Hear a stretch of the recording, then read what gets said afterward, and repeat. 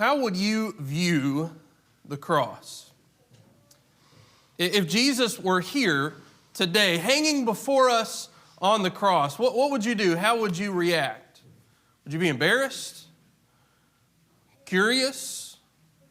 Would you ridicule him and mock him? Would you mourn for him and weep for him? Would you say, truly, this is the Son of God? Would you commit your entire life to him? What would you do if Jesus were hanging on the cross in front of us today? This is the question that we're supposed to ask from reading Mark chapter 15. Mark chapter 15 is an interesting take on the cross of Jesus because there are only 5 verses in this chapter that are actually about Jesus, that are regarding Jesus' words and Jesus' actions. So the rest of the chapter are actually people or groups of people that Mark walks in front of us and gives us their reaction to the cross. And so as he passes one by one in front of us, we're supposed to ask this question, which one am I? Which one are you? And so let's start with Simon.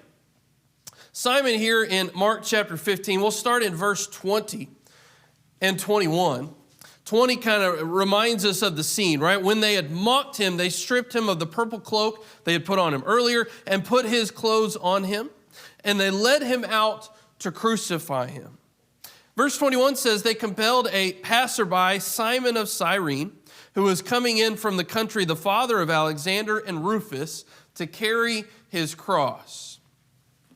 So on the way from Pilate's judgment hall to the cross, Jesus fell under the extreme weight of that top crossbeam of his cross. And the Roman soldiers grabbed a stranger from the crowd, and they forced him to carry the cross for Jesus. And this man, Mark tells us, was by the name of Simon. Simon is an interesting character. Simon is from Cyrene. Cyrene is located in Africa.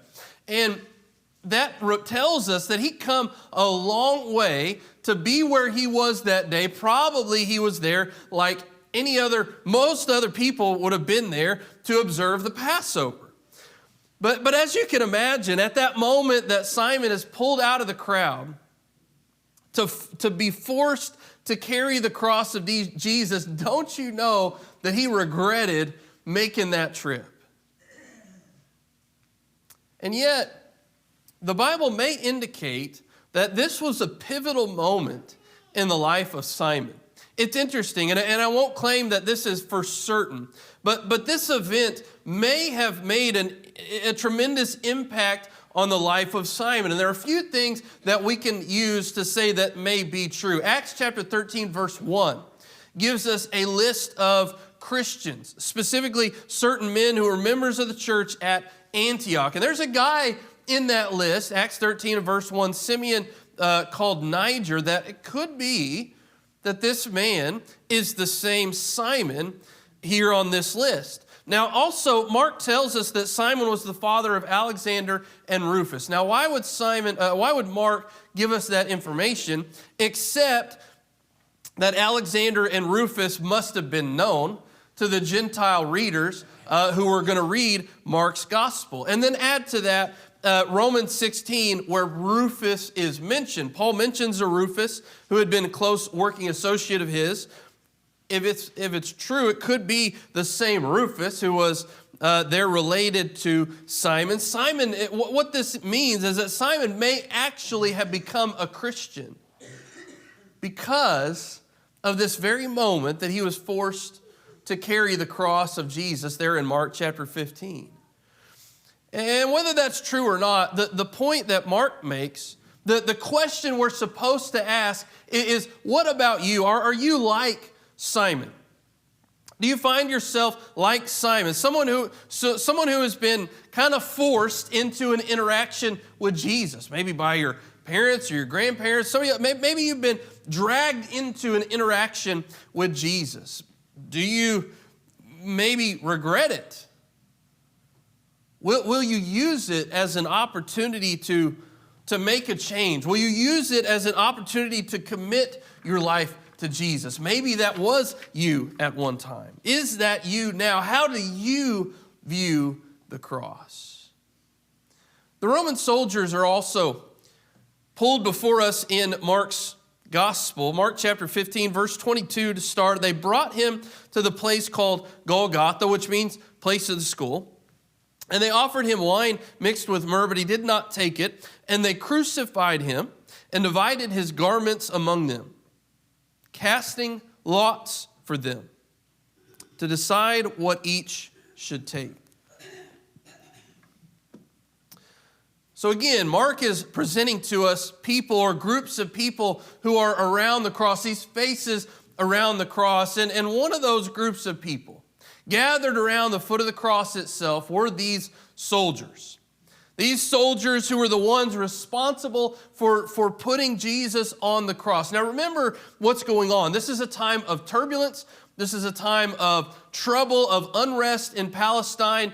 And the Romans are doing everything they can do to control the people. That's one of the reasons the cross exists, because of what that does to the morale of the people. And so a lot of people are crucified.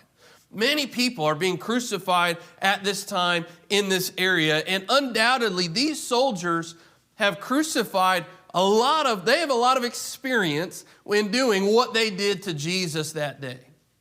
So it's interesting the way they view this situation. They nail Jesus to the cross. They lift up the cross, let it drop into that hole so that it can stay there. And they can think of nothing else to do but play a game. They start rolling dice to gamble for the clothes of Jesus. What does this tell you about their attitude toward Jesus as he hung on that cross? They're so used to death and blood and decay. And so these soldiers are a classic example of many today who approach the cross in a calloused manner. They have no interest in the story of the cross. They shrug their shoulders with careless indifference to anyone who would try to get them to focus on what really happened that day on Calvary 2,000 years ago. So Mark brings this group of soldiers before us so that we would ask ourselves, what about me? What about you? Could that be you? Think about it. Does your life reflect a careless indifference about the cross? What if Jesus were hanging before us today? Would you be like the soldiers, just just going on about life, just playing a game? Do you truly have an interest in the cross? Or be honest, does it barely make a difference in your life? The criminals, the ones who accompanied the cross. It was the third hour when they crucified him, Mark tells us. In the inscription, verse 26 of the charge against him read, "The King of the Jews." And with him they crucified two robbers, one on his right and one on his left. They show up again in verse 32. Those who were crucified with him also reviled him. Now again, remember, there are a lot of people being crucified at this time. A lot of people on the road so that everybody could be seen. Everybody could see the criminals who were crucified. And these two, well, they were criminals. They were robbers. They deserved the punishment they were getting. What is interesting, though, is they put Jesus in the same boat, right? They put Jesus in the same class. They regarded him as a common criminal like they were. And they're taking their frustrations out on him. They are heaping insults on him because they're in the same predicament he is. They could do no more for him than he could do for them, or so they thought. Now, Mark doesn't tell us this bit, the bit that we know. Luke tells us, says one of the thieves, as he watched all that was happening, ended up repenting of those insults that he'd heaped up upon Jesus. Let's just take a moment to read it. It's Luke chapter 23. Would you look there? Luke chapter 23. Verses 40 and 41. After they had ridiculed him, the other rebuked the other, saying, "Do you not fear God, since you are under the same sentence of condemnation? And we indeed justly, for we are receiving the due reward for our deeds, but this man has done nothing wrong." one of the beautiful strands in the awful story of Jesus hanging on the cross is this one man, this criminal, who realized who Jesus was and who threw himself on the mercy of Jesus. And he cried out in a loud voice that still echoes today. He says, "Jesus, remember me when you come into your kingdom." Jesus said to him, "Truly I say to you, today you will be with me in paradise." Could it be that you are someone who, like one of the criminals, doesn't see what Jesus could truly do for you? Have you been guilty of mocking Christ as he hangs on the cross, or reviling him? Were you like a criminal at one time, but you've made a change to come closer to Jesus? Or maybe you find yourself a criminal now, and you need to make that change. You need to say to Jesus, "Remember me in your kingdom. I want to be a part of your kingdom." You want to make that change. Is that you? Then we'll call the spectators, the one who ridiculed the cross. Those who passed by derided him, Mark says, Mark 15, verse 29, wagging their heads, saying, "Aha, you who would destroy the temple and rebuild it in 3 days. Save yourself and come down from the cross." So also the chief priests with their scribes mocked him to one another, saying, "He saved others, he cannot save himself. Let the Christ, the King of Israel, come down now from the cross, that we may see and believe." Paul wrote, "God chose what is foolish in the world to shame the wise," right? 1 Corinthians 1:27, "God chose what is weak in the world to shame the strong." It seems pretty foolish that someone who claimed to be God and therefore had all the power of God would end up helpless on a Roman cross. It seems pretty weak for someone to be able to claim to save others, and he couldn't even save himself. This is the mindset of this group of people. But what these people did not realize is the same thing that a lot of people still do not realize today, is that God was doing something amazing, something great through this seeming weakness. Through what looked like foolishness, God was doing something amazing. These chief priests, these scribes, were the most religious among all the people, among all the Jews, and yet they missed it. They didn't see it.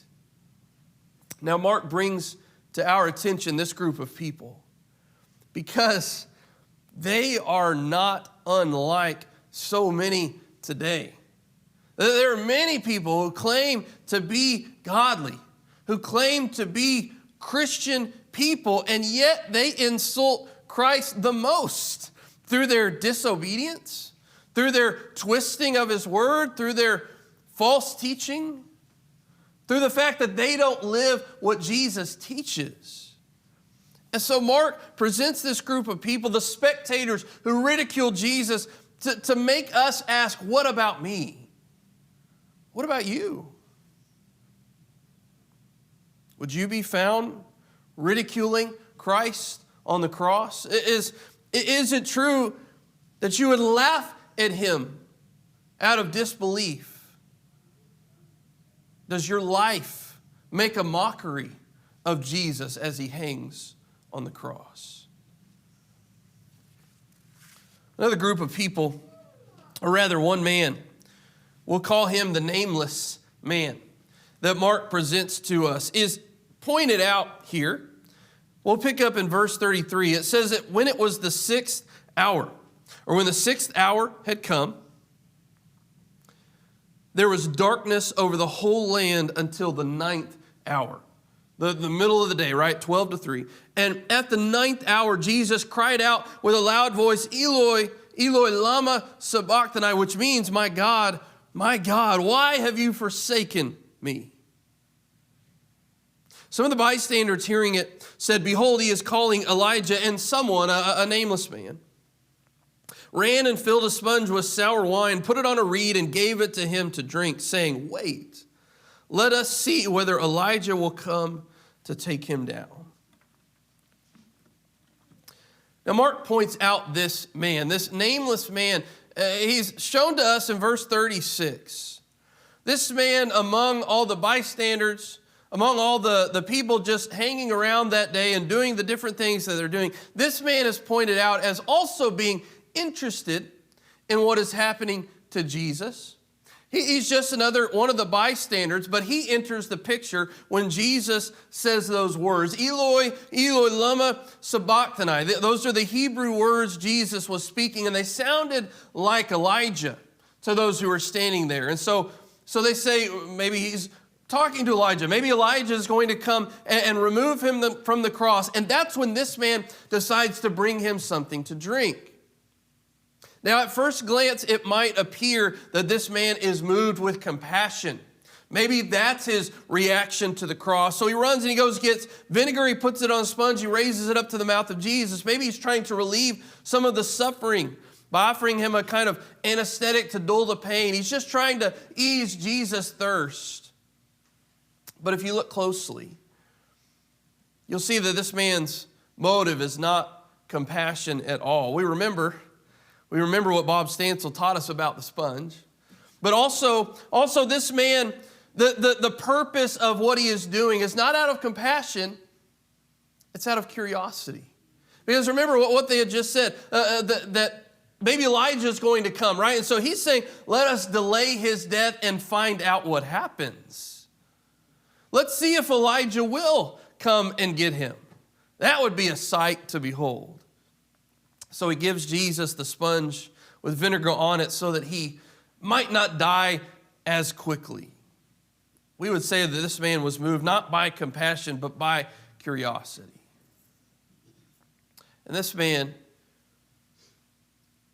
in the story is shown to us to cause us to ask the question, what about me? Because, of all the people who are gathered around the cross, all the groups of people and all the individuals, there's probably no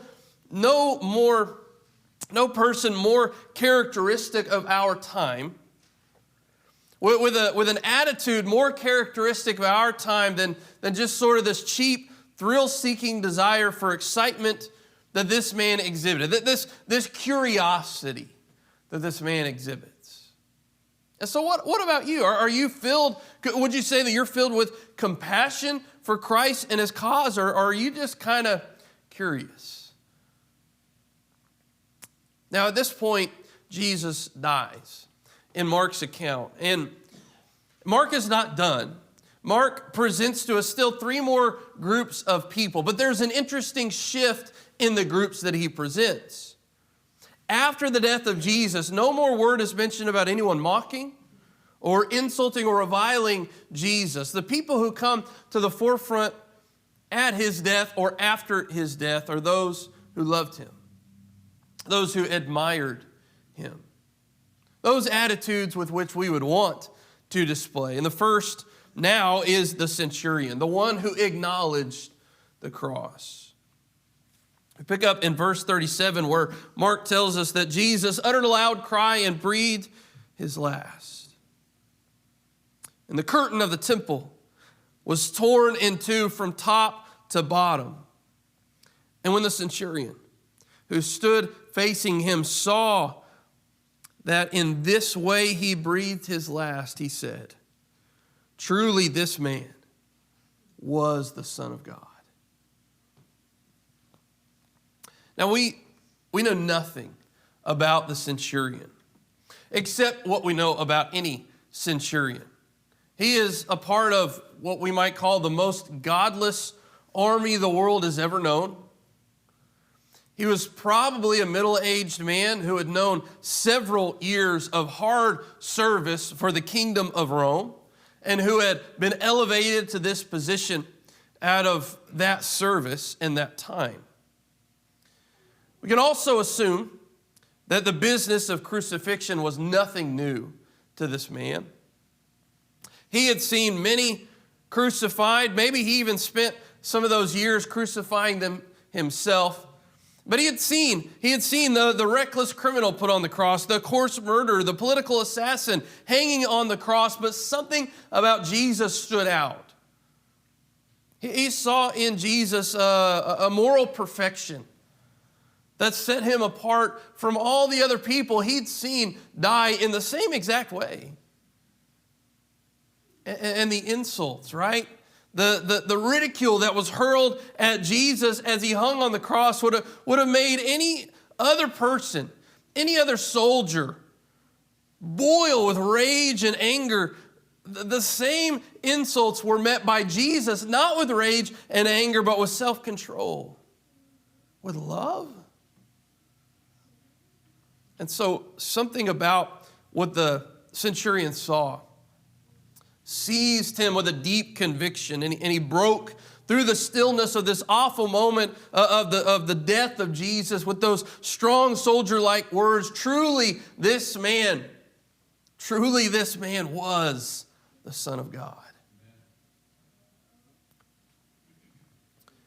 So what about you?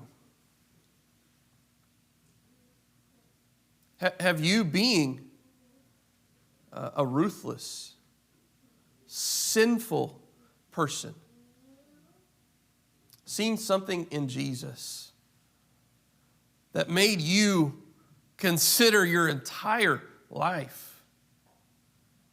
Can you admit, like this hardened soldier, truly this man was the Son of God? Have you acknowledged that? Will you acknowledge that? What about you? Then we have the women, the ones who mourned the cross. Picking up in verse 40, Mark tells us there were also women looking on from a distance, among whom were Mary Magdalene, Mary the mother of James the younger and of Joseph, and Salome. When he was in Galilee, they followed him and ministered to him. There were also many other women who came up with him to Jerusalem. Now this, in the account of Mark, is supposed to cause us to stop for a second, because it's very strange, right? Where were the men? Right? I mean, think about all the people who loved Jesus, who had committed their lives to Jesus over the last 3 years, even those closest to him, right? James and Peter. What about John? John, the one who loved Jesus, that they're the closest, that anyone was, John was. And we know he was there, right? John, behold your mother. Mother, behold your son. We know he was there, but apparently even he had left. They'd all left. They're not mentioned by Mark at this point. Only the women are now mentioned. And how do they see the cross? How do they react to the cross? They're heartbroken. They're bewildered. They're drenched in sorrow. They loved so much that honestly, they didn't know where else to be. It's interesting that Mark tells us about these women, the fact that the women were the last to be with Jesus at his death. And you could add to that they were also the first to witness the resurrection. It's quite a tribute, a wonderful tribute to the spiritual sensitivity of women in general. But woman or man, the question remains, what about you? Would you, like so many, leave Jesus? Or would you stay with him until the bitter end? Do you, even today, as these women did, do you find yourself weeping for Jesus, mourning for the death of Jesus? And then we have Joseph, the one who removed Jesus' body from the cross. He takes up the last portion of this chapter. Starting in verse 42, and when evening had come, since it was the day of preparation, that is, the day before the Sabbath, Joseph of Arimathea, a respected member of the council, who was also himself looking for the kingdom of God, took courage and went to Pilate and asked for the body of Jesus. The Pilate was surprised to hear that he should have already died, and summoning the centurion, he asked him whether he was already dead. And when he learned from the centurion that he was dead, he granted the corpse to Joseph. Joseph bought a linen shroud, taking him down, we can imagine, with great respect, oh, so carefully.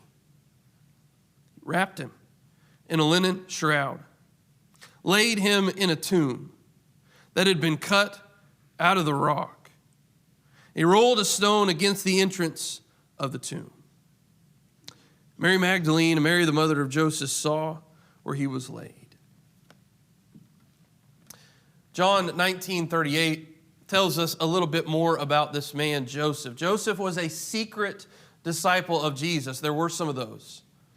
A secret disciple of Jesus because he feared the Jews, but he also wanted to follow Jesus. And Luke adds to that, he was a good man. He was an upright man. In fact, he did not consent with the Sanhedrin's decision about sending Jesus to his death. He was attracted to Jesus.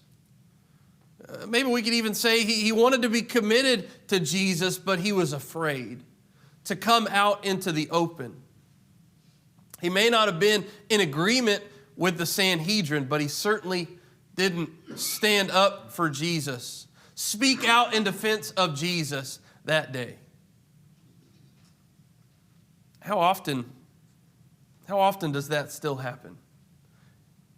You know, maybe to a good person, an upright person like Joseph, do we keep our silence instead of speaking out for what's right?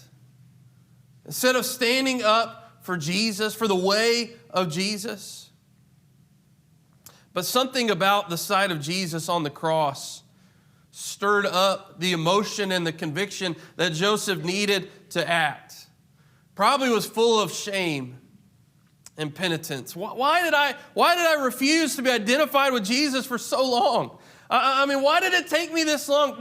During all those things, Jesus' powerful ministry and his miracles and his teaching, why did I never stand next to Jesus? But now, Joseph went boldly to Pilate, and in his own grave, at his own expense, and surely out of fear as well, prepared his own costly burial. This burial for Jesus, and he laid the body to rest. And we're given this face to ask the same question: what about me? What about you? I mean, have you ever been afraid to speak up for Jesus? Have you ever found yourself with a lack of courage to do what was right? Have you kept silent about what you know to be true, about what you know Jesus would stand for? Is it time to be bold? Is it time today to stand up for Jesus? All of these events, all of these people, Mark brings before us in this rapid fire order so that we may understand the cross a little bit better, or we may understand what the cross means, so that we may see their faces, that we may see their reactions, we may see their thoughts and their words, and so that we might investigate where we stand in relation to the cross ourselves. It's not just a story. It's not even just a true story. Mark tells us this story so that we would ask the question, what about me? And that's your challenge. I think that's the clear challenge presented by this gospel, this story of Mark, is that we would spend some time just asking ourselves that question this week. How do you view the cross? I mean, if Jesus died today in front of us how would we react? What would you say? What would you do? How do you treat the cross today? Are you afraid? Are you bold? Are you simply curious? Maybe apathetic? Disbelieving? Do you revile Jesus and mock Jesus by the way that you live? Are you committed? Are you courageous? What about you? This month we're talking about the gift of the cross. And one of the beautiful gifts of the cross is humility. The cross causes us, even though it was 2,000 years ago, it's amazing. It causes us to see ourselves for who we really are. As we approach the cross, even today, hearts are laid bare around the cross. The cross removes our hypocrisy and it creates in us a deep humility. We are forced to see ourselves, to admit to ourselves who we really are to Jesus. It leaves us standing defenseless before God. Maybe that's what you need this morning. Maybe you need to come before the cross this morning with that kind of humility. Maybe with shame. Maybe with penitent heart. Maybe you need to repent, to recommit yourself to the cause of Christ. Maybe you need to ask for prayers or study. Whatever it is that you need to do, don't go home without facing the cross. Right now is your opportunity, and you can come while we stand, while we sing.